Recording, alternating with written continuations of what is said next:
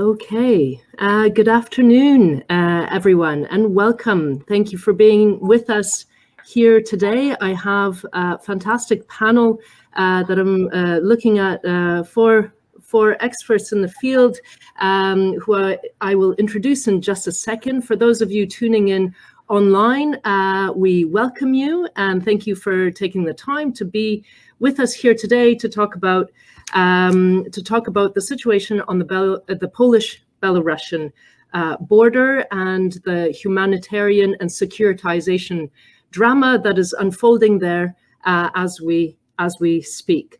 This panel is going to be held in English, obviously, for an international audience, for a Polish and an international audience, for our international students who are here with us, for international residents in Krakow in Poland, and also from those who are interested from abroad, who are listening in and getting bits and pieces of information from international news, but perhaps have less access to information on the ground due to primarily linguistic barriers.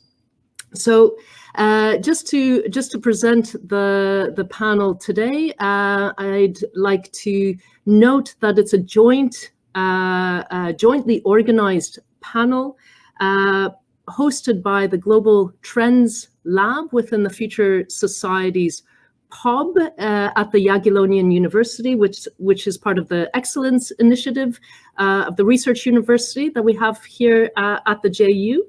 As well as the Multicultural Center in Krakow, which is a publicly funded project through the municipal government and as a part of the Otwarty Kraków, so Open Krakow program.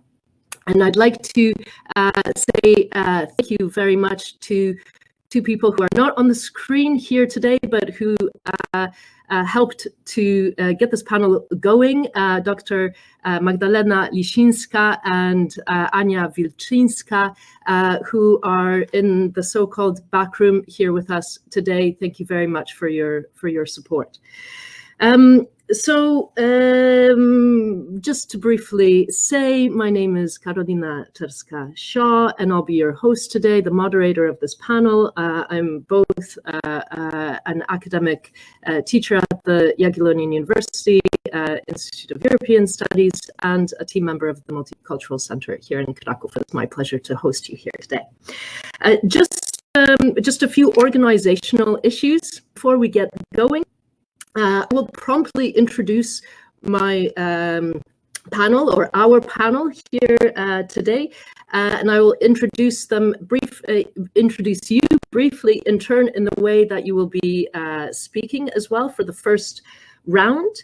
And in the first round, we'll take each panelist will take 5 to 7 minutes, if I can limit you to that time. We're all prisoners of time, aren't we? Especially on these panels, to outline your professional as well as your research perspective on the issue, and I'll be prompting you with the questions as you come up.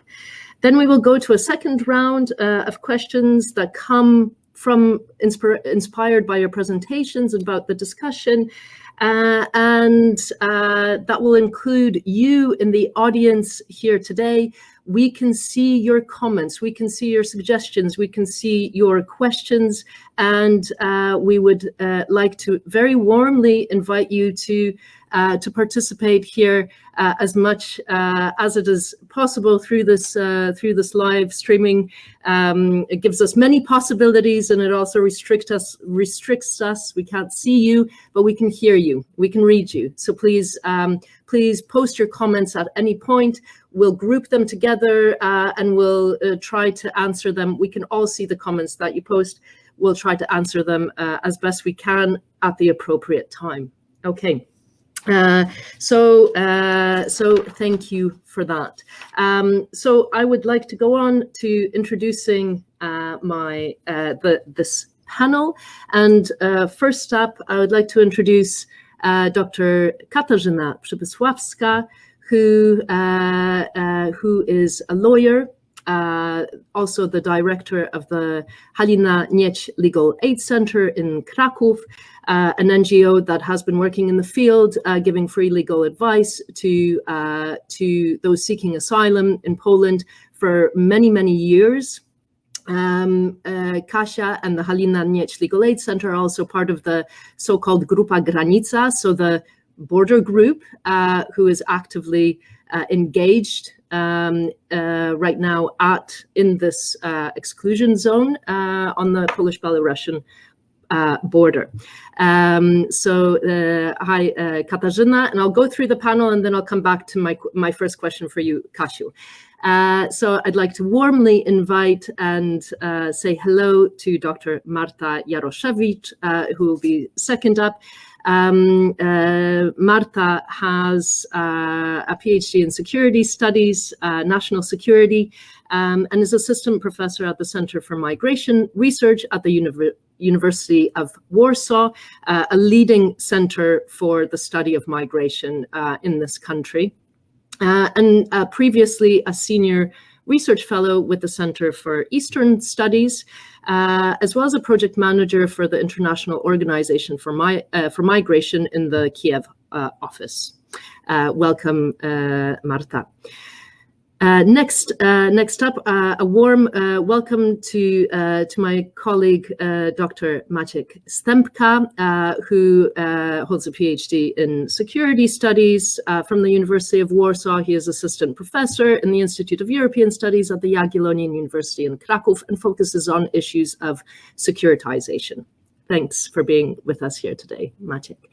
And last but not least, I'd like to warmly welcome my colleague, Dr. Przemysław Tacik. Przemek is a philosopher and a lawyer. He has a PhD in philosophy and international law. He's assistant professor in the Institute of European Studies at the Jagiellonian University, and his interests range from international human rights law to other areas. Thank you for being here with us today, Przemek.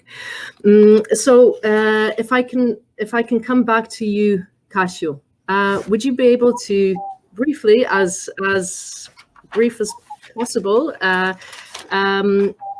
paint a picture of the situation and your role and the role of the Grupy Granica, so the border group, in what's going on at the moment on the Polish-Belarusian border, and if you wouldn't mind painting a picture of how that picture has changed in the last weeks, particularly, and now maybe months, and how that differs to the situation that you were used to at the border in your years of practice.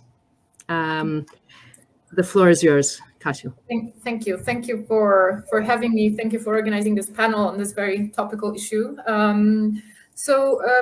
It's to make very brief my let's say description of the situation at the Polish-Belarusian right now is that we are witnessing a deep crisis of human rights standards in Poland, especially the standards are related to human rights issues related to refugee protection. And as we all know, the right to seek asylum is a fundamental human right. So this is a basic human right that allows people who are fleeing persecution, fleeing war, trying to find a safe place and build their lives or rebuild their lives.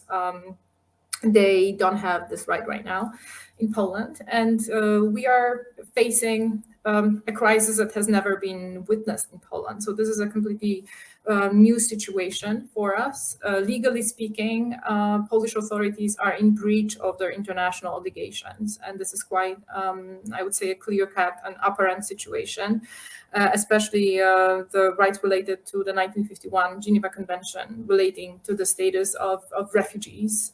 We are in breach of our own Polish domestic regulations that allow every person to apply for international protection in Poland. And we are also in breach of European Union law.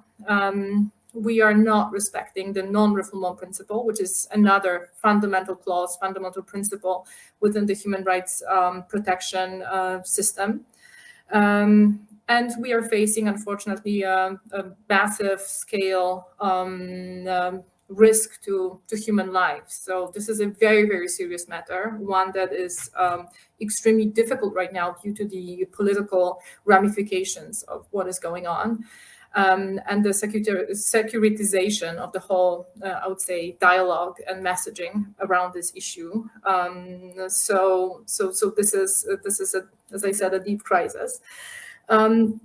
So I think the phenomenon has been very well described in the media right now. So Polish border with Belarus traditionally has never been a border that has seen a massive influx of people in an irregular way. So people who are trying to travel to Poland, to get to Poland, trying to seek asylum in Poland, file the application for refugee status or other forms of international protection, were traveling within the same route, usually going from different parts of Russian Federation, then commuting to Minsk in Belarus, then from Minsk going to Brześć, which is the kind of border town in Belarus, and from Brześć bordering a train that goes directly to Terespol, which is the main border crossing between Poland and Belarus, and there we're trying to file the application for asylum there in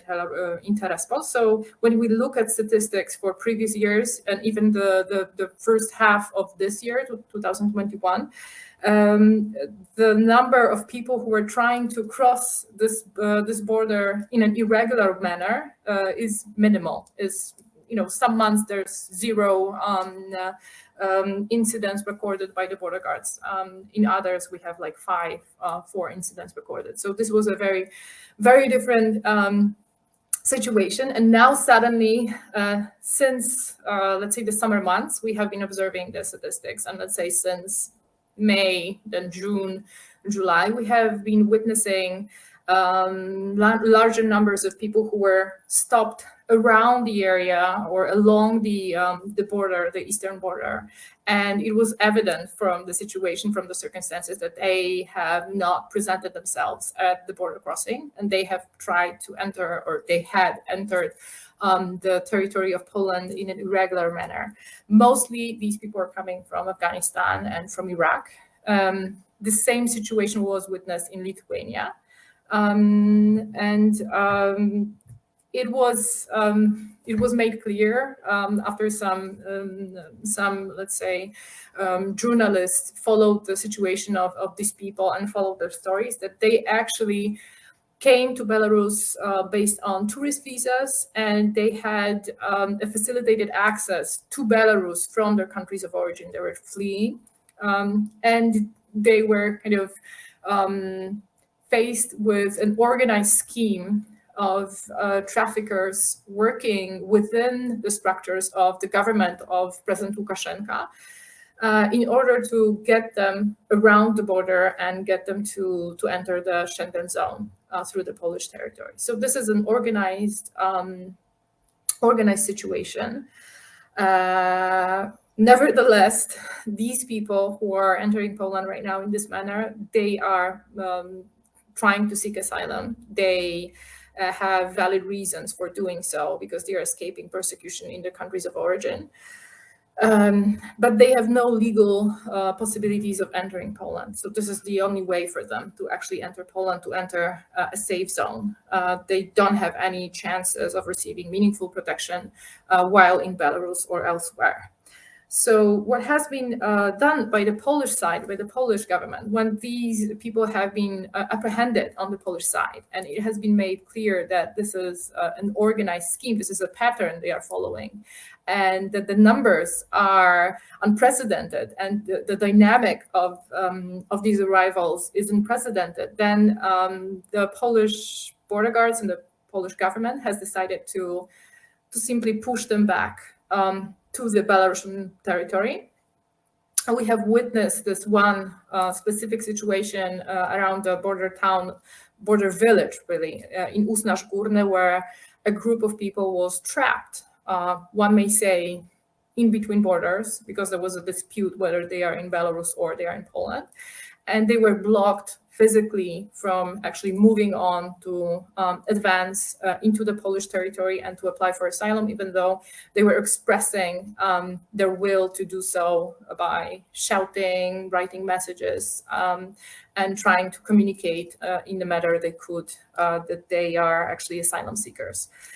So this is a situation that was kind of a turning point in the whole crisis we are witnessing right now, because then upon pressure from NGOs, upon pressure from the civil society in Poland, the government decided to actually introduce a state of emergency along this eastern border, banning anyone who is not actually a resident within the area from entering the zone. So we now have like a closed zone where none of the NGO people, none of the lawyers can actually enter, none of the journalists can enter unless they have a special permit to do so.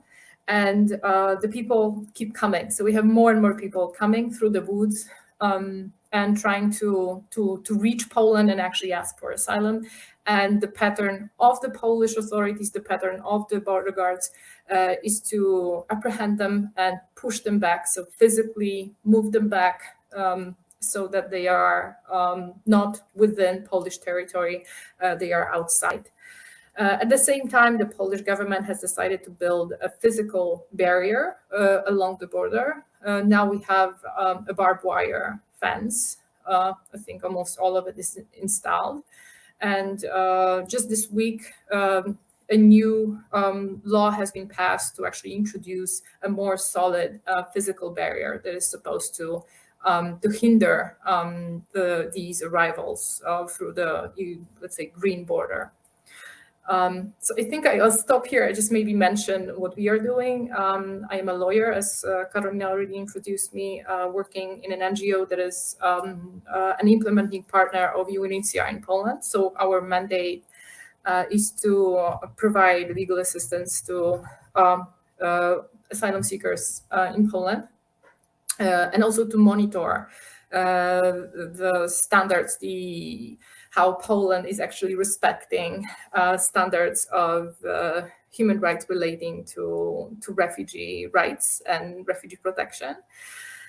And since this is our mission, of course, we are very much involved in the situation. Katarzyna mentioned that we are involved in the zone. This is not true. I just have to make this disclaimer that none of the NGOs working within the Grupy Granica or the border group are involved in the closed zone, because this is simply illegal. So we are not allowed to enter this exclusion zone. We are working on the other side of the zone, so as close as possible. And my NGO specifically, we are also working, we're focusing on the work inside the country, because we are, of course, following up on cases that are of people placed in detention right now, because some of the Afghanis that has crossed the border in this irregular manner has been apprehended and placed in detention centers within Poland. So in different places, in different spots, we have more of these detention centers now. So we are following up on individual cases and doing some other things. So maybe I will stop here. Thank you. Okay, thank you very much, Kasiu, for that. For describing a very complicated situation in a clear and brief manner. We'll get back to you with more questions in the second round. Now, I'd like to maybe zoom out a little bit and ask you, Marta, if you would be able to paint a wider picture of the political situation between, Belarus, Poland, or between the EU and the Eurasian geographical area, including Russia, and this concept of the hybrid threat and the hybrid warfare that we are listening to and that we are hearing a discourse about in the national context. Would you be able to give us the wider picture of this tension and why now? The floor is yours, Marta. Karolino, thank you very much for the invitation and for having me here. I mean, I think I would like to say that I am happy to be here, but not so much because like this is really a difficult topic, and I am afraid, I mean, no easy solution can be actually found. And of course, what we need now is, and that's why I came here. What we now is really a nuanced discussion.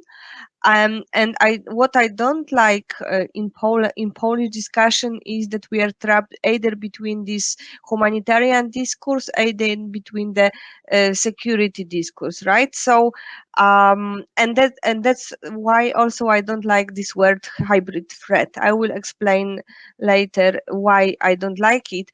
But generally, I believe that yes, we have international obligations and so on, but at the same time, we should be aware that it's not like I mean, we are not the first one that such a situation happens to, not the last one, and this is not the most tragic one that could happen, right? I think we still should have try to find some balance.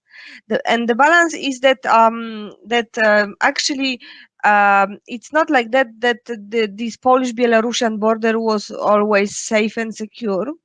The President Lukashenko, like the last, sometimes he was called the last dictator in Europe. Now, maybe not anymore. He's called like that, but he was using these migrants as instrument of his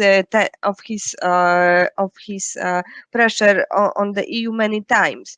But before, especially before the war with Ukraine, before the war in Ukraine, the Russian aggression on Ukraine, there was no such a term called hybrid war.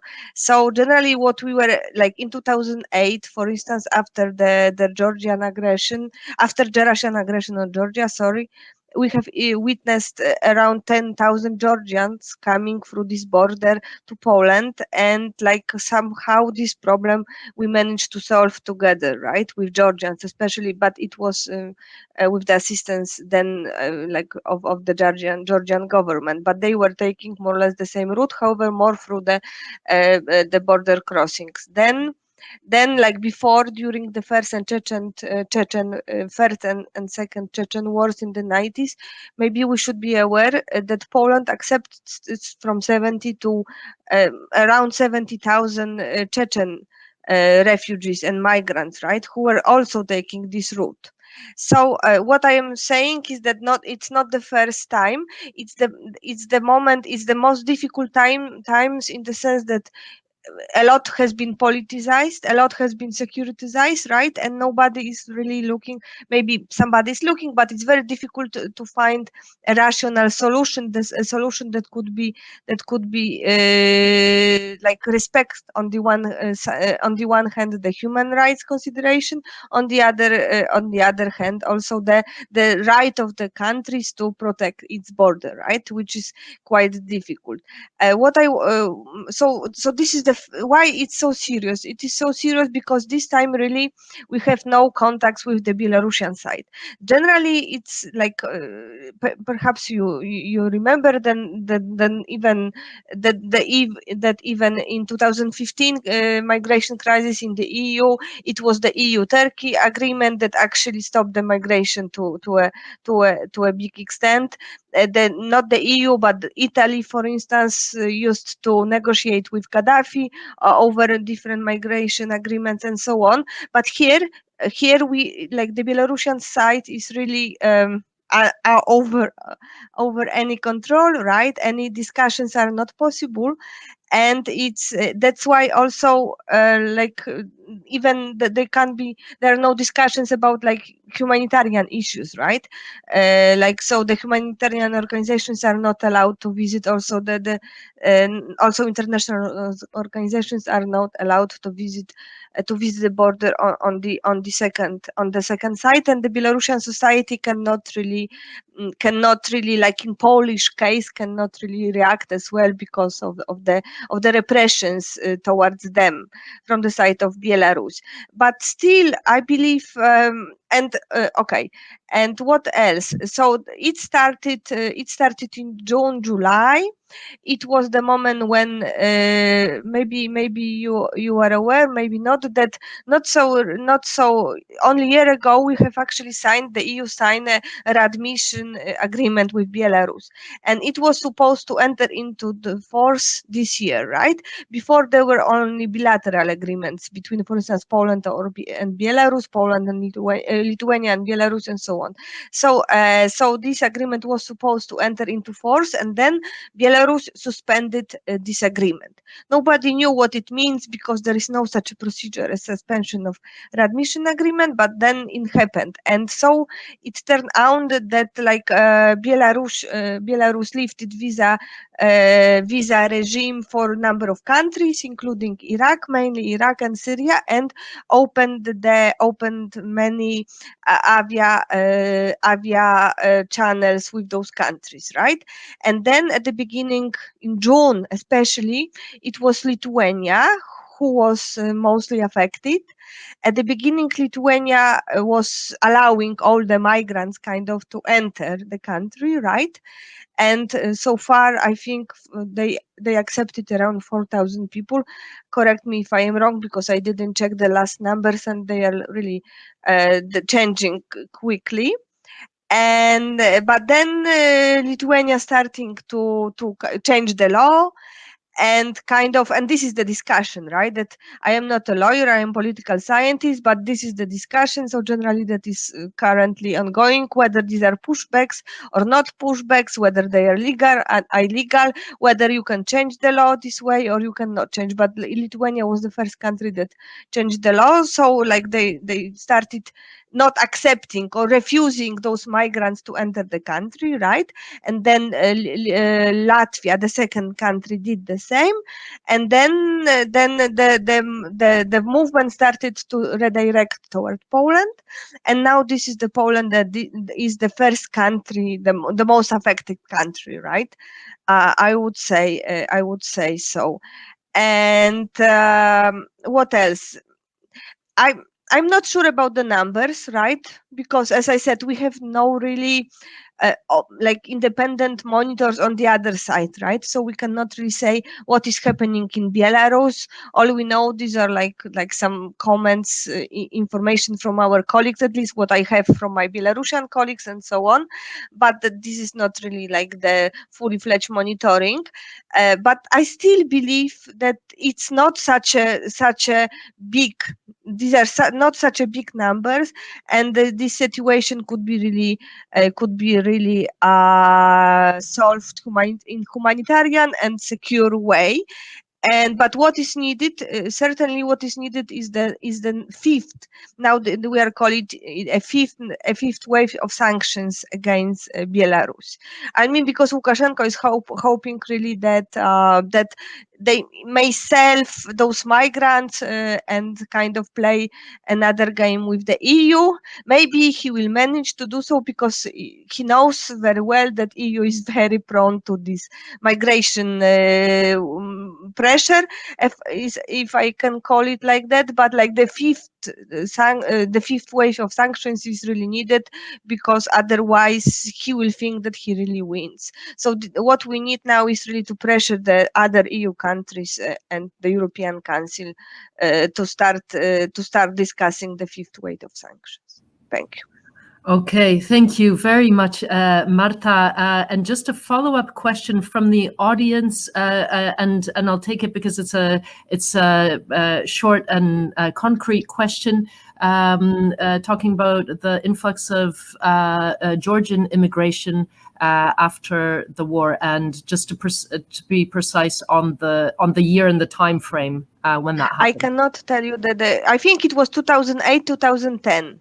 More or less, right? It was not directly after the war. It was also after the visit of Polish president to Tbilisi, who said that Georgians are very much welcome to apparently. At least this is what I was reading in the literature, that make a really wave of immigration, because people were hoping that they will be accepted in Poland easily. Thank you. Okay. Thank you, Marta. I have a few questions to come back to you in the second round. Thank you for that very concise, but yet very broad framework for the political situation that we have at the moment. I would like to now go to you, Maciej. If you and I'd like to go back to focus on the border and focus on the border, but more of a meta-analysis here on the consequences of border securitization and what does that mean? Maciej, the floor is yours. Thank you, Katarzyna. Thank you very much for inviting me. Yes, securitization is a very popular term. Nowadays, as in academia and also in public debate, so let me just very briefly explain it to our audience, which is not familiar with this strange concept. So basically, the term is used to describe how perceptions of threats to security are developed, accepted by a society, and acted upon. The term is often misused or overused in academia and by politicians, but unfortunately, this crisis, it is not the case. So in its most traditional iteration, securitization relates to a process of collective imagining of existentially threatening issues or things or objects. So in our case, refugees and migrants who are crossing the border.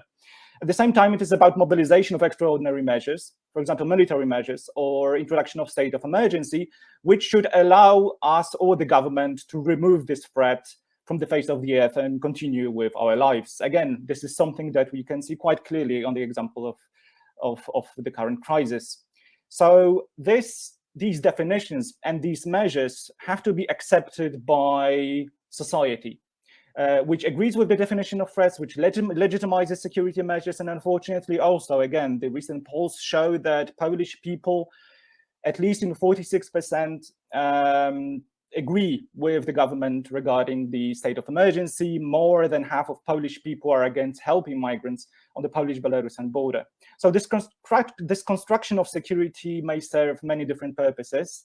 We have to remember that the process of securitization, so the process of construction security threats and perceptions, is most often initiated by people and groups who hold power. And they do it quite often to gain even more power. Actually, if we look at the securitization practices in Poland, especially regarding migration, securitization of migration started during the parliamentary elections in 2015, so 2015.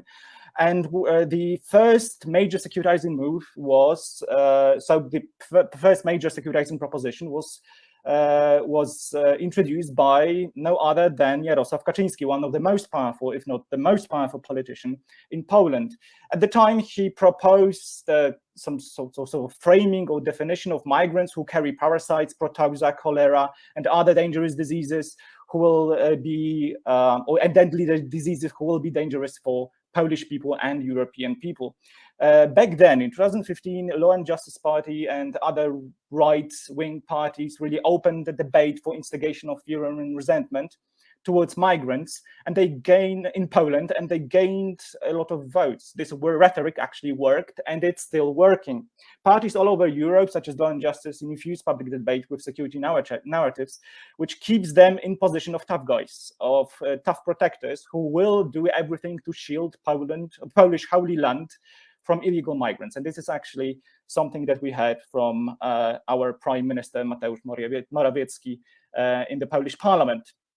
Though these practices are not necessarily new, and I absolutely agree with our previous speakers, they happened in 2015-16, and they will be happening in the future. It is the first time it is happening in Poland, and this government-sponsored securitization of migration has elevated the politics of fear towards migrants to some new levels, according to me.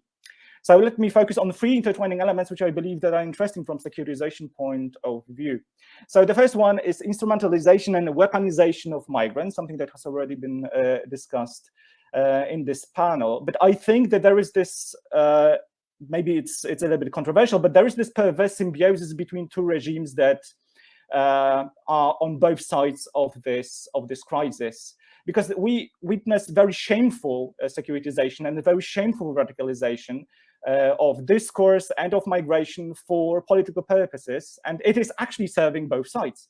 The Polish government, it's raising its political capital by radicalizing discourse and incorporating far-right radical rhetoric, directly naming migrants as, and refugees as zoophiles, pedophiles, terrorists, Russian agents, to name a few. And this is something that you have witnessed during this shameful and quite famous conference of Ministry of Defense and Internal Affairs.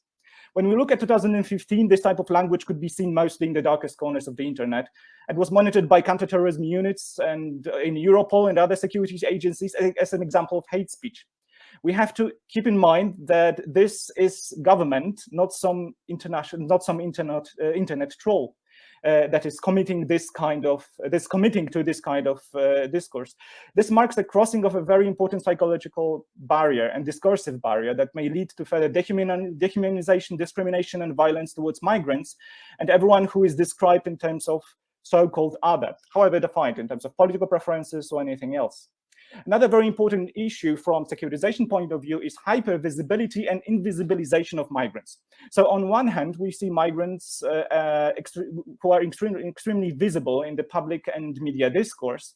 It is important to make them visible, to shape them and frame them as threats. But at the same time, there's a state of emergency and a veil of secrecy and invisibility that has become very useful for the government and for security services in the Polish-Belarusian border.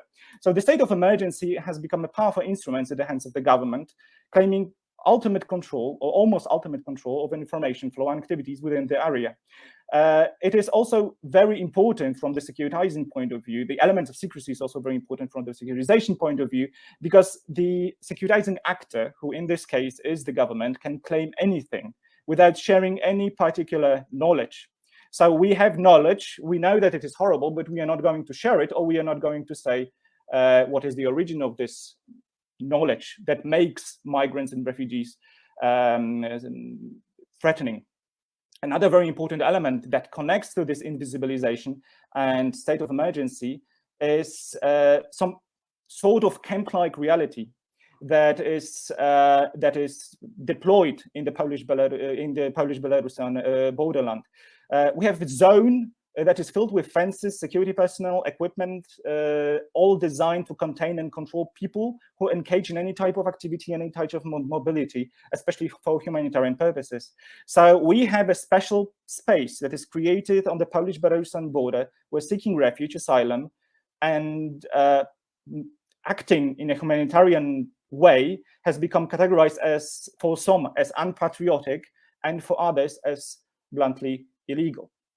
And the last point that I would like to raise from the securitization point of view, the naive belief that restrictive border security measures such as fences, sensors, and other technologies that could be deployed as a part of border security will help us manage anything.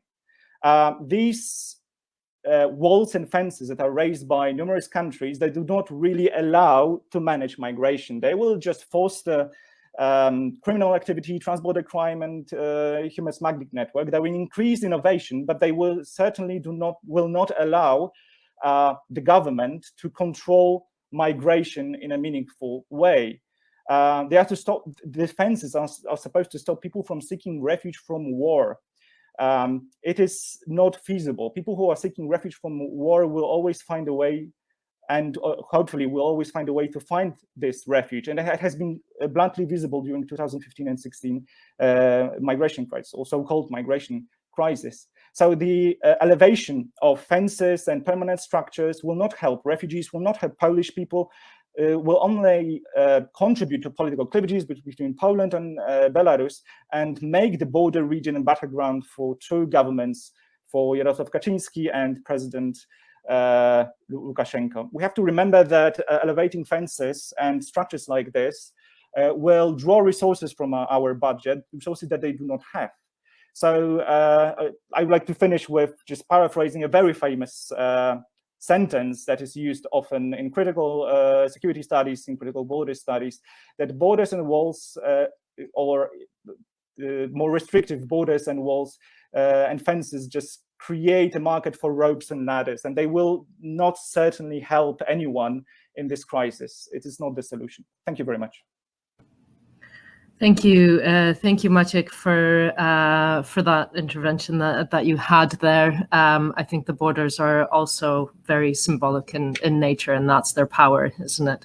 We'll get back to that in just a second. And Maciek, thank you. Przemek, I'd like to now go to you and back to maybe talking about human beings, yeah, and in the context, human beings in the context of international and human rights law, and the tension between international conventions and government-sanctioned bills or regulations that are now in place at the border. If you can outline that tension, we would be very grateful. Thank you.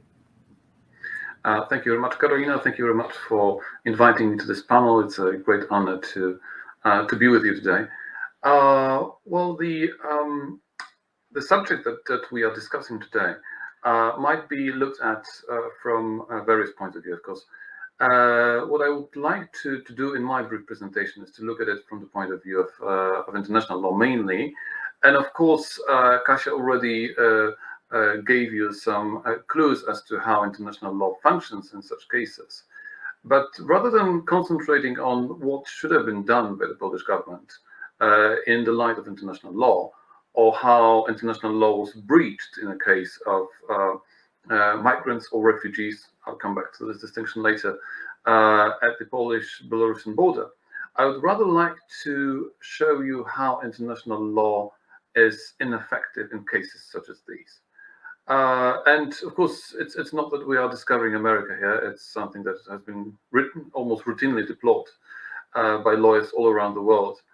What we witness currently right now at the Polish-Belarusian border is part of a very large framework of ineffectiveness of international law and of EU law and European law in the broad understanding of the term that has previously been manifested in other areas of Europe, such as the Mediterranean, which has been the stage of great humanitarian crisis, and it still is. I mean, with recurring waves of migrants who are being pushed back. So, what is so ineffective about international law dealing with refugees and migrants right now? The trouble is that, of course, there are certain international obligations that have been imposed on the states. The most important one in the global scale is, of course, the Geneva Convention from 1951. But in Europe, we have additional higher standards of human rights protection. The European Convention on Human Rights and the Charter of Fundamental Rights of the European Union, which are meant to develop, to supplement the protection that is guaranteed by the Geneva Convention. And of course, this framework in itself is quite complicated, and of course, I don't have enough time to get into all these intricacies of how these systems interact with each other. But what I would like to focus on is the fact that as soon as you impose a legal obligation on a state, there will always be states that will try to balance these obligations, these international binding norms, with their own national interests, and they will seek ways in order to find methods of circumventing the law. And one of these methods is pushback. What is a pushback? Well, generally speaking, we talk about pushback when people who are internationally allowed, they have an international right to seek asylum, they are denied the right to depose the asylum applications, and instead they're being pushed away from the state that is internationally required to look into whether they're refugees or not. So this constitutes a kind of a pre-legal act. Of course, it doesn't mean that the law doesn't regulate pushback itself. Of course, it prohibits it. But nonetheless, the states often want to avoid the entire procedure which is envisaged in international law, in EU law, in the domestic frameworks. We want to avoid the situation in which an asylum seeker is being, his or her legal status is being decided in a clear procedure with the right to appeal. Instead of guaranteeing these rights, it's much more easier just to physically push them away from the border. So the pushbacks are you might say, a natural phenomenon, they're even material phenomenon. And of course, this is appalling in humanitarian terms, what we right now might see on the Polish-Belarusian border, where people are just being physically forced to live between the two borders, where they have no food, they have no shelter, they have no heating, and of course this triggers a great humanitarian crisis that is quite clearly a sort of torture. Another thing that I would like to add here is the distinction between commonly used terms, and I believe that, of course, probably quite a lot of members of our audience are familiar with these terms. But for the sake of precision in international law, we should distinguish between migrants or immigrants, asylum seekers, and refugees. Immigrants or migrants are a very broad term, not necessarily a legal one. It's more a socio-political term that describes all the people who, being nationals of one country, just want to come to another. But asylum seekers and refugees are the people who either want to claim that they meet certain criteria, or they already have proven that they meet these criteria. In order to be a refugee, you need to meet a certain list of criteria that are defined in the Geneva Convention. When you're a refugee, your status is confirmed by the state that you have applied for the asylum status in. Before you get a refugee status, you are an asylum seeker, which means that you handed in the application for the asylum status and that you are just awaiting the clarification of your situation. One of the most important legal obligations, both under international law, but even more importantly under EU law and the European Convention on Human Rights, is the requirement that the situation of each asylum seeker needs to be looked into individually. The states are prohibited from expulsing, deporting, pushing back alien citizens without looking into their cases. And this is what happens right now at the Polish-Belarusian border. Of course, it's not a new practice, as my predecessors already noticed. There's been even a judgment by the European Court of Human Rights in the case DA and others against Poland, which clearly confirmed that the practice of refusing to accept asylum applications from alien citizens coming to Tiraspol, this is a city on the Polish side, but quite close to the Belarusian border. This has been a practice for years, and the Polish border guards has consistently breached international law and EU law in this respect, and there is even a judgment that confirms that. So in a certain sense, what happens right now is an escalation, of course, on the one hand, of the process which is fueled by the decisions of the Belarusian regime, but on the other hand, it continues the illegal practice of the Polish government, of course, exacerbated by the further decisions that have been taken by the law and justice. So as my time is almost up, I will be very brief in summarizing as a sort of conclusions. The main breaches of international law that have happened. Well, the Polish government has consistently applied pushbacks which are illegal in international law. It has violated the principle of non-refoulement, at least in the understanding that it has been given on the European continent under the jurisprudence of the European Court of Human Rights.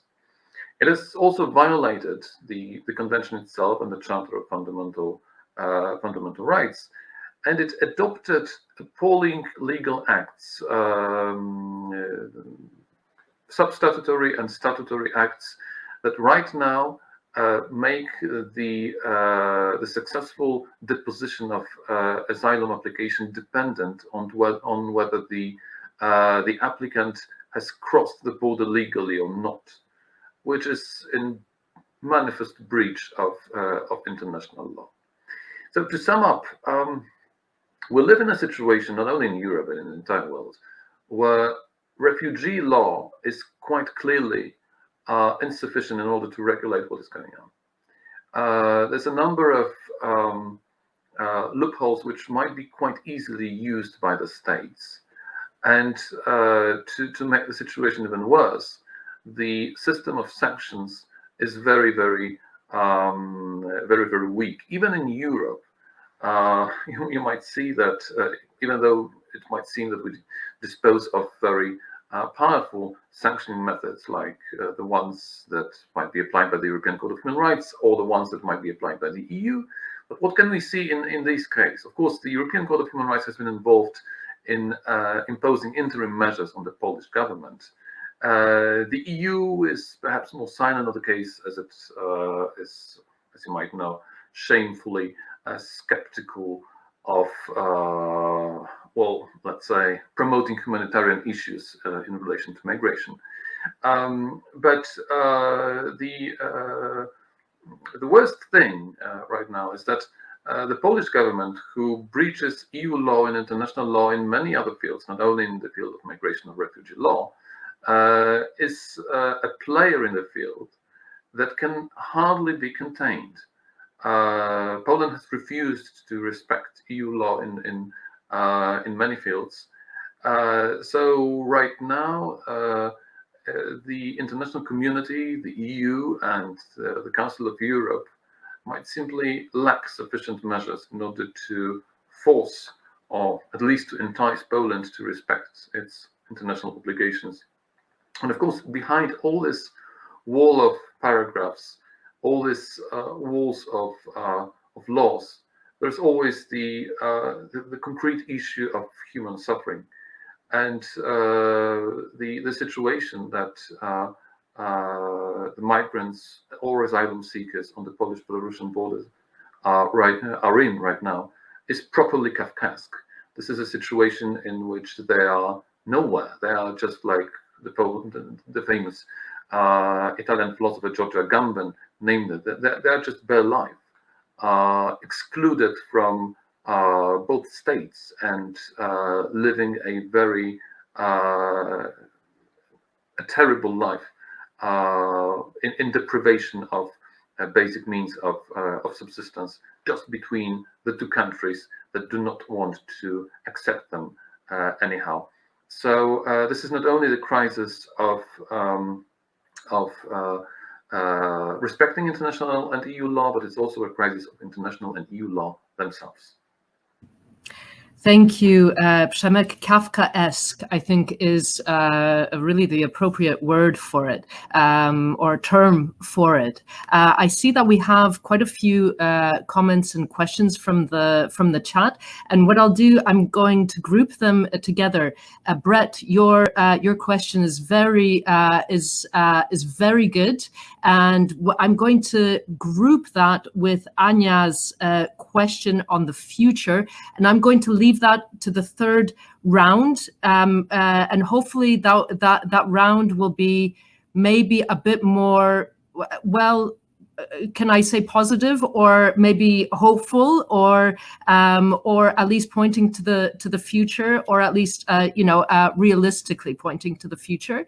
So I'll group those two together.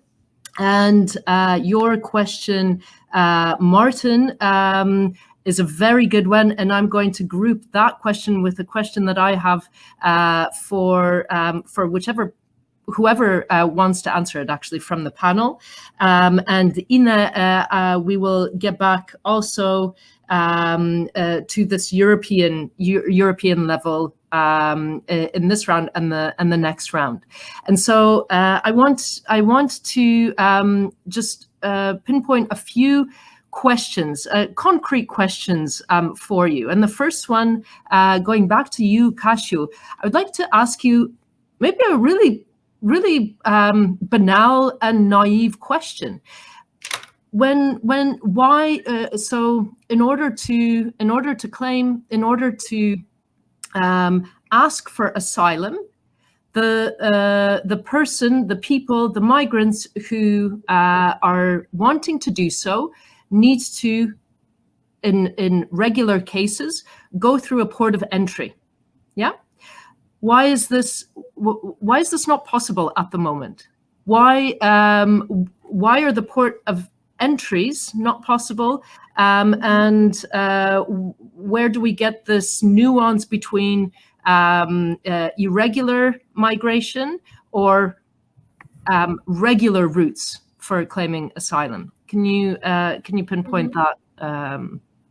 Yeah, a brief disclaimer before I answer your actual question. There's nothing in the 1951 Geneva Convention relating to the status of refugees that would indicate that you actually need to cross the border through the legally established border crossing in order to be able to seek asylum. So in fact, we have another rule, we have another standard, which is inscribed in Article 31 of the Geneva Convention, saying that people who are coming directly from a place where they would face danger to their life and freedom are not to be penalized by irregular crossing of their border. So they should not be punished in any way by doing so. And of course, when we talk about the Afghans that are coming from Belarus, they are actually escaping the persecution of the Taliban in their home country, so in Afghanistan. But it is clear that in Belarus, they cannot expect to be given a meaningful standard of protection, because this is the whole scheme organized by the Lukashenko regime is about pushing them forcefully further on to enter Poland or Lithuania and then other European countries, and exert pressure on these countries and the European Union as a whole. So they are not interested. I mean, Belarus is not interested in giving them protection, and there is a risk of what we call chain refoulement. So when they are actually sent back to Belarus, the only way for them to go is either to try again to get protection in Poland, or they may be actually sent back to their country. So they cannot reach protection there. So this is like a risk of chain expulsion, and therefore they should not be penalized. So you don't have to actually present yourself at the actual border crossing if you don't have such a possibility. And the situation in Belarus is that the people who are paying for getting the tourist visa to get to Belarus, they are not, free to go wherever they want. They have special, let's say, helpers or people who are within the whole structure organized by Belarusian authorities and smugglers working for the authorities. So they are not allowed to, to decide which way to go or to go through the actual border crossings. And another kind of factor playing into the situation is that due to COVID restrictions, Poland has, almost seized the possibility of applying for asylum at the border crossings, in general. So it was mentioned briefly, but maybe a bit too vaguely here during the panel, that Poland has a long-standing record of not allowing people to actually file their asylum applications, because we had this pattern in Terespol, where people would come arriving on the train from Brześć and then try to ask for asylum, and then they would be given a decision denying entry and sent back on another train back to the Belarusian town of Brześć. So even though they were saying in clear words that they are asylum seekers, that they are refugees, that they are escaping persecution, they were not allowed to do so, and majority of them would be coming from Chechnya in the last years before this new crisis erupted. But now this train connection is suspended. So the only possibility you can actually go is you can use the road border crossing. So you have to actually be inside the car or a bus or some kind of vehicle. And for people who don't have their own vehicles, it's been extremely difficult because we have signals from people trying to get to Poland also through this border crossing, saying that actually the people who are taxi drivers or people who are organizing let's say trips to Poland, they are not very willing to take on passengers who are not Belarusian. And if they can see that you are not from Belarus, they would charge you exorbitant fares, and for many people this is beyond their capabilities. So we have an organized pattern. These people cannot choose which way they are coming, and there's no going back. So we had records, witnesses, and people's testimonies saying that they were actually beaten and they were forced by the Belarusian side to enter the woods and to then just walk, through the woods in designated areas, in designated groups to get to Poland.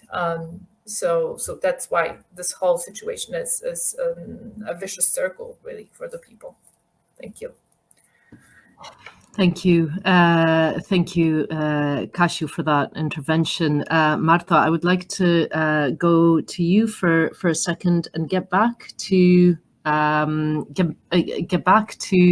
this discussion, actually going back to the EU-Turkey statement back in 2016, and Erdogan as this, as this counterforce, and at the same time, someone who the EU made a pact with, some say, kind of a Faustian pact, but it was effective in keeping the migration flows and let's say the deaths at sea to a minimum. Yeah. How do you envisage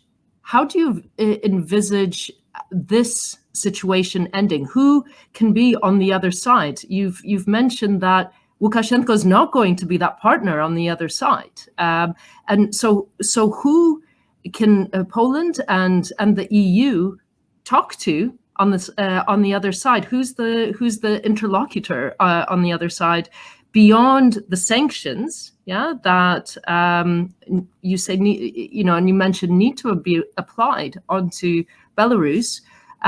What other means does Poland and the EU and the international community have to stop this to stop the situation from escalating even more? Who do we talk to? Who's on the other side? And what is the role of international organizations such as the IOM to put pressure on international pressure on the situation? Thank you very much for your question and the previous interventions. Maybe I will just add perhaps one word to what Maciej was saying, because this is what I am also working on the securitization, and what is actually the main, if I may call it colloquially, the tragedy of our situation is this link between geopolitical, this hybrid threat, geopolitical, right, dimension of the conflict, of Polish-Belarusian conflict, or widely the EU-Belarusian conflict, and current migratory crisis. And this is really the first time that is happening, so that it's so linked so closely, right, at this border, because before there were some channels of discussions, as I said, and migratory pressure was not so closely linked to, for instance, military was not so closely linked to the military threat by the governments, but this is the case. That's why it's so difficult also because of the specific situation of Polish minority in Belarus.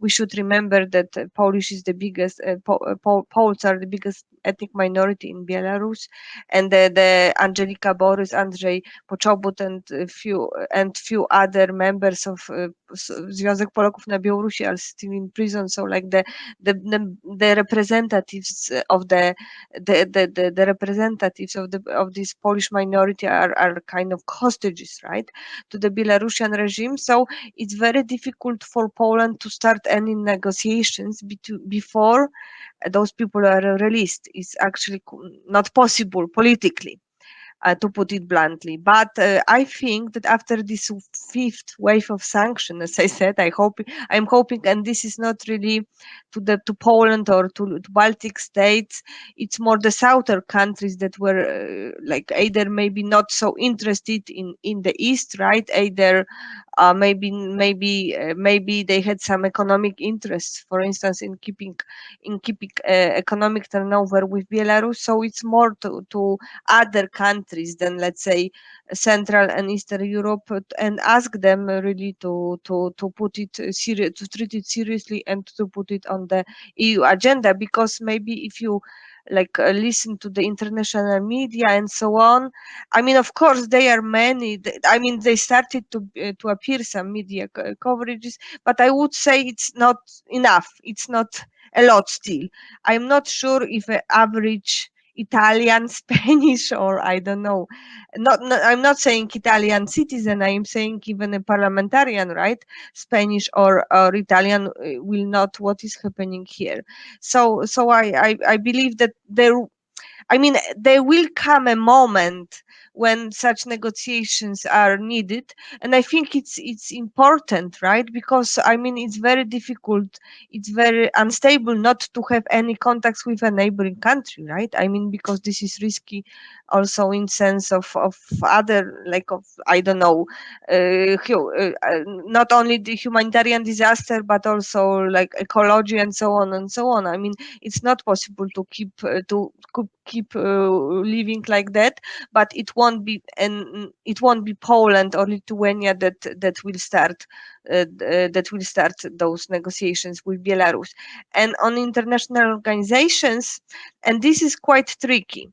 I mean, this is quite tricky because on the one hand, of course, it was, I guess, at the end of September, both IOM and UNHCR issued a statement condemning what is happening at the border and asking the governments to give priority to saving lives and humanitarian response and so on. But as far as I know, but this is what I said, I mean, it needs to be checked. There is no at the Polish side, we've got this emergency zone, right? Lithuanian and Latvia as well. However, they are called differently because they don't have emergency state. They have some kind of different measure, extraordinary measure. But at the Belarusian side, I am not sure, and this is the question, I am not sure whether the organizations really tried to receive access to, right? So, and this is also the question to International Red Cross, because International Red Cross is the only organization that still exists in Belarus, operates in Belarus, and it would be, I think, much more pressure should be put on Belarusian authorities to at least allow International Red Cross to allow those border zones. And the final issue, I mean, it was not discussed, but this is the idea I like personally very much, and I try to promote if possible. And this is the issue of coming back to the idea of humanitarian corridors. Perhaps you heard of. I mean, those humanitarian corridors, they were opened up. This is the idea of Catholic Church and different religious organizations, but not only, that started to be implemented in Italy, later Belgium and France. So this is the idea that the most vulnerable migrants I mean, who cannot really cross the border irregularly, right? But are in need, for instance, of international protection, that they can, for instance, ask for asylum in Polish or Lithuanian embassy in Minsk, right? And then through in cooperation with the Polish authorities, but on the money of those churches, or so this is very bottom up approach. So these are not only the churches, but these are the communities, let's say religious communities, right? So or it could be neighboring communities, right? So they generally they say that they cover all the expenses, right, of transporting those persons to Poland and then assisting them to integrate into Polish society and staying here.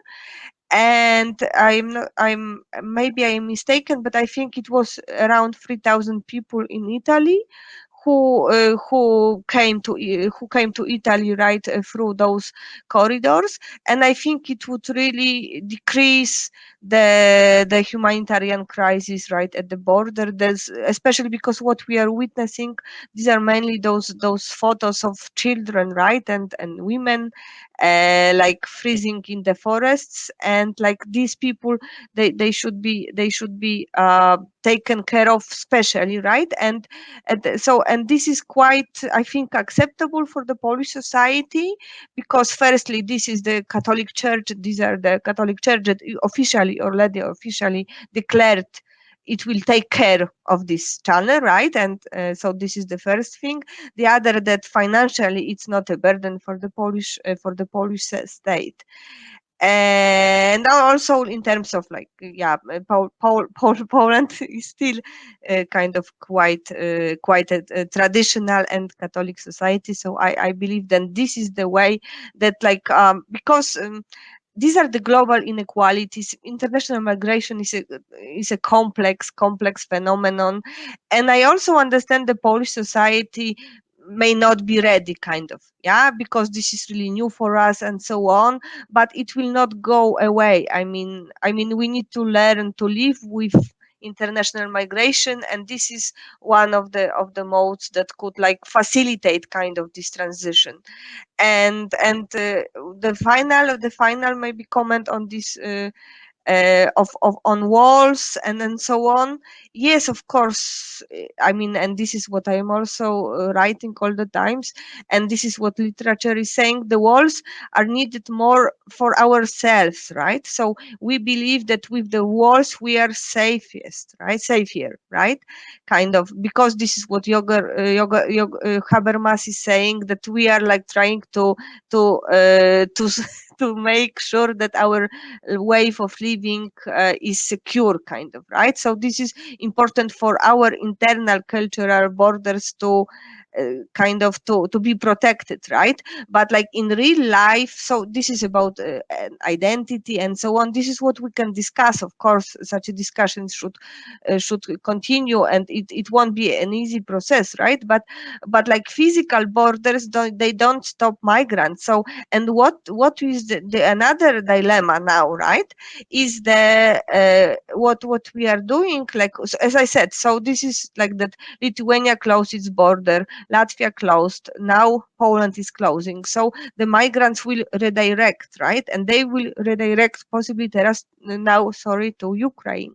Belarusian Ukrainian border, which is the longest one, totally unprotected, because it used to be like common state, right, the Soviet Union, and Ukraine really like affected by war does not have really possibilities really to protect this border, and like we may really like kind of face really a crisis, humanitarian and security crisis there. Are we ready for that? And this is what the Polish politicians should be aware of as well. Thank you very much. Thank you, Marta. That, I think, maybe in part answers Anya's question about how you see the future. And at the moment, it seems quite bleak. But let's go on. Maciek, I would like to call on you to actually answer Brett's question here. So I'm going to read it out for you. We have it here. What avenues do you see particularly with the current imposed border restrictions, we can all see the question now as having the greatest impact in changing the mindsets of citizens. And you can read the rest here, Maciej, and I invite you to comment on this question, please. Thank you. Thank you very much, Marta. Thank you also for these comments. Absolutely agree with you, by the way, regarding the possibility of another problem with Ukraine, also Polish-Ukrainian border. Let me just quickly look at the questions. What avenues do you see, particularly with the current imposed border restrictions, do you see as having the greatest impact in changing the mindset of citizens and the narrative of the media in relation to the issue that is migration refugees? So I understand what avenues for changing or desecuritizing, right? Do I understand it correctly? Whether there are any avenues of desecuritizing the narrative of the of this crisis? Certainly the imposition or introduction of state of emergency is the most important and the most influential security measure that has been deployed on the Polish-Belarusian border, and without it, the government and people who support restrictive security measure on the Polish-Belarusian border will lose an upper ground, a higher ground, and there will be a possibility then to interact and act in this zone and start to change the public perception of this situation. I think that the fact that the government and the government-run media maybe not control, but deeply influence the way we talk about this crisis is a huge problem, because to some extent, well, not to some extent, but the element of securitization, well, the moment of securitization. So when we see that the society and the government, everyone agrees with this security narrative of panic politics and fear and resentment towards migrants, it usually marks the situation when we end our discussion and we just, move to security measures and to this extraordinary situation and crisis situation that we are in. Of course, we as civil society, as academics, contest what is going on, but I personally do not believe that we have a meaningful dialogue between two sides of this discussion. So the government echoes certain accusations and certain arguments that are proposed by or run by the NGOs and other political players, but doesn't really respond to them, and it doesn't really engage. So basically, the government runs the operation and dictates to a large extent what is said, what is done, what is broadcasted, etc., etc. Hopefully, when we change it, we'll also be able to change our mindset and mindset of Polish people regarding this situation. What is really a problem regarding the mindset, regarding the framing, is that we have many battlegrounds open with the government, with the European Union, regarding the government, regarding the European Union, regarding the situation in the judicial system, regarding the healthcare, regarding COVID-19, etc., etc. So, it is very difficult to operate within all these aspects and address all these aspects at once. Suddenly, such a horrible crisis, such as crisis on the Polish-Belarusian border, has become one of several that is going on, and it also impacts the mindset and the way the society perceives the problem. So my opinion, and maybe it's a little bit optimistic, that without this state of emergency, without this blackout zone, we'll be able to address this issue in a more meaningful, hopefully in a more meaningful and more positive way. We have to change the idea of referent object. So if we agree, and it doesn't matter if you are conservative or if you have more left-wing ideas about society and social interactions, if we agree that human life is a value that needs to be protected, then we can agree something and we can start acting and comply with international and European norms and basic human decency. Thank you. Okay, thank you, Maciej, for that that actually slightly optimistic tone that you brought into the conversation here. Przemek, I'd like to go to you, and I'd like to gather the questions that have come up on international law and the measures. So I'm going to read out a few here, and I'd like to ask you to compile them into one nice, neat answer. So we have Sylvia's question: since international law and European law seem to be insufficient and ineffective in the regulation of such cases, what is the value of these systems of rules regarding crisis such as this one? And I'm going to add Martin's question here: what measures are there at the disposal of the EU to sanction Poland in that regard? And I'm going to throw in my own question for you here, to take into context EU law and the new, well, it hasn't come into law yet, but the proposition, the new pact on migration and asylum that according to certainly according to critics, has been seen as a strategy that actually seeks to externalize EU borders and push the zones of how you can apply for asylum outside of the borders of the EU. And so where is the EU as this good guy in this context, and how does it work together? Why hasn't the EU sanctioned Poland? Why has the Commission largely been silent, or at best seem to, have given Poland not even a slap on the hand in this regard? So if you can please shed light on this context, we would be grateful.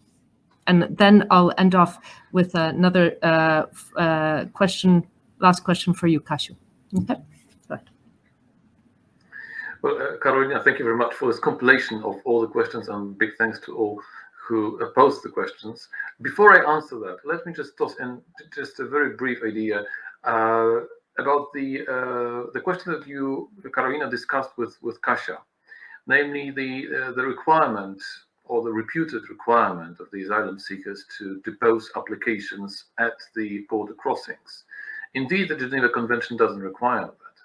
But the trouble is that we've got a very unfortunate judgment of the European Court of Human Rights in a Spanish case, ND&T against Spain, which might be read as imposing this kind of requirement. And this judgment has met with a lot of contestation amongst judges themselves. The decision wasn't taken unanimously, and there were separate opinions, but still this unfortunate judgment is something that the Polish authorities quite often bring up in order to show that unless you cross the border officially, you will be deported by the Polish authorities. But of course, if you look at the Polish practice, turning up at the proper border crossing doesn't guarantee you anything either. Now, coming back to the questions that you have compiled. Let me begin with striking a more personal note. I remember 4 years ago, I was at a conference in Haifa, and I talked with one of the key Israeli lawyers that specializes in refugee and migration law, Itamar Man. And we had a very disillusioned talk about international law as a means of regulating migration and refugees. We shouldn't forget that international law should be called, rather than international, it should be called interstate law. International law is state-oriented, state-run, and this brief interludium in global history in the 90s, where there were some attempts to build a kind of a global network, a global framework of democracy and human rights support, has been largely on the wane right now. And it seems that this state-oriented paradigm has re-emerged on the surface of international law. So it's not necessarily that we should perceive international law as a good instrument that is just breached or not practiced well enough. International law is a faulty instrument in many respects, especially in terms of sanctions. The EU, however, of course, is an organization that has certain sanctions at its disposal, and it might use them, as has been demonstrated in many other cases. These are financial sanctions which are imposed by the Court of Justice of the EU upon request of the European Commission. But of course, the question is why the EU is, well, to put it mildly, reluctant to use its weaponry in order to defend human beings that are currently on the Polish-Belarusian border. And the answer is, disillusioning as it might be, is that the EU is not necessarily a good guy in this game. The EU has interests of its own, and of course, it tries to combat a very widespread, or at least contagious, discourse about the EU as being the instrument of globalization, as a kind of a threat to right-wing voters. So in order to avoid being labeled as an organization that openly supports migration, the EU has always, almost, worked together with its member states in order to build a stronghold Europe, which, if you remember historical connotations, is not necessarily a good idea. If you remember who wanted to build such strongholds in the past. So if you look at the record of the EU in the Mediterranean, if you look at the silence of the EU, well, partial silence, of course, we shouldn't generalize that much, but the general support of the EU for certain practices that have taken place, especially in Italy, especially under Salvini, or in Greece, or if you look at the reputation of the Frontex, well, we shouldn't believe that the EU is necessarily on the side of humanitarian issues, and this is quite clear from the beginning. So to sum up, unlike international institutions and international law, the EU has powerful and easily applicable sanctions, but it's not very much willing to apply them. And from the perspective of Brussels, what happens on the Polish-Belarusian border is, of course, a special case because of the Belarusian context and the fact that Belarus tries to vindicate against the EU for the support of the democratic opposition. But apart from that, it needs to be perceived as as part of a very long process in which the EU has and its member states have already committed a great number of violations, not only of international law, but also of basic human decency.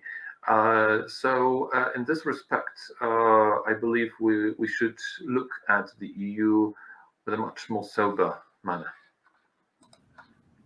Thank you, Przemek. I'm just looking, also I'm aware of the time. I'd like to ask Martin if that somewhat answers your question as well, because Martin asked, can you briefly discuss the legal dilemma between a national state's right to protect its own borders and at the same time having a respect for international human rights law? This Gordian knot. Przemek, do you, maybe just one, maybe a quick.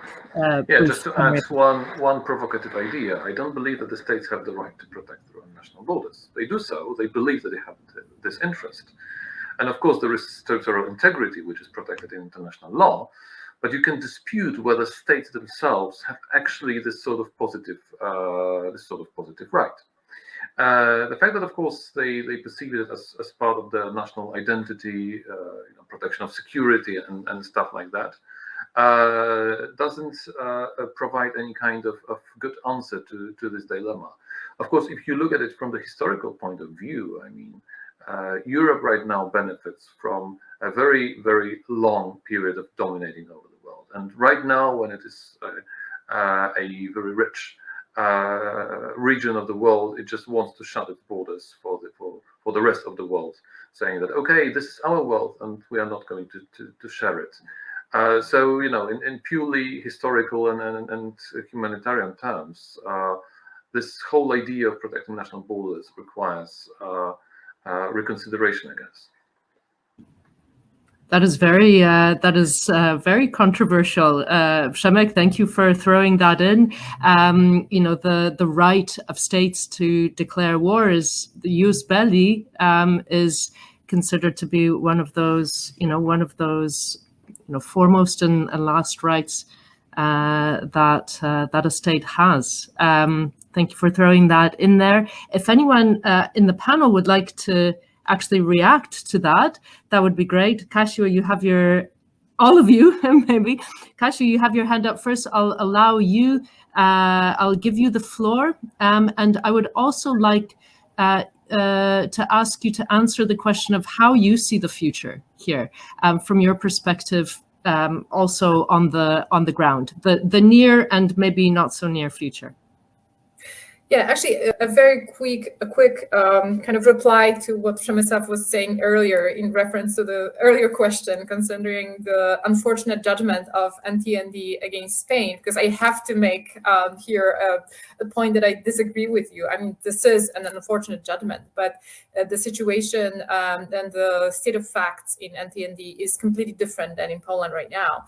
So, of course, this judgment will be quoted and will be used right now in the political discourse. But the situation in the applicants who were actually expulsed back from Spain to Morocco after storming, let's say, the fence in Ceuta and Melilla and trying to get to Spain. The Grand Chamber decided that they have actually put themselves in an illegal position, and their unauthorized entry into Spain was actually the result of them taking advantage of the large numbers of the group. And they were not satisfied that the government has actually failed to provide them with legal entries into Spain. Whereas in Poland, we don't have these legal entries actually for the Afghans in Belarus. And we have another judgment, the MK against Poland, which is very recent, which actually talks about the situation in Terespol, where Poland was not, I mean, as a pattern, we were talking about this, that there's a long record of Polish authorities not allowing people to actually make applications within the border crossing point in Terespol. So we have those two judgments to actually talk about, but of course we don't have time right now, but I just wanted to mention this little disclaimer. Thanks. And the future, should I also refer to this? I wish I was not asked this question. Everyone who is involved in Grupy Granica right now is really working really long hours. We're trying to kind of make the best of the resources we have. But on the top of this, we have the political decisions that shape the future. So I think just not to leave the whole panel in a very pessimistic tone. I think what is very much needed right now for people that who believe that this is wrong. I mean, the situation as wrong is not in line with the human rights standards. We should, as civil society members, just exert pressure on the government and just try to be aware of what is going on and put this pressure, because we have new draft laws in the pipeline. We have new decisions coming, and this is going to shape the future. And I completely agree with Maciej that building walls, building up fences, even very fancy ones, the ones that Frontex will come and marvel at, this is not the solution, and this is just another argument in the debate with the ruling party, between the ruling party and the voters. This is really an argument, in this political game. This is not really going to completely change the situation. So I'm going to stop because we have a very tight timeline. Yeah, thank you, Kasiu. Just one quick answer to Andrzej, who asked, how do people who decide to fly to Belarus are not informed of the situation? In fact, I heard today that now increasingly more social media and media outlets, particularly in Arabic, for those who are coming, are making people aware of the situation. So how quickly those routes will change, that's a question. But I think increasingly the information is getting out there that the situation is not good. Yeah.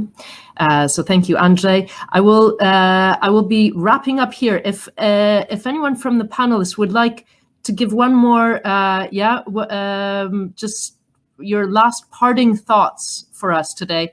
They can be optimistic. We need a little bit of optimism here, or realistic. Go ahead, Maciej.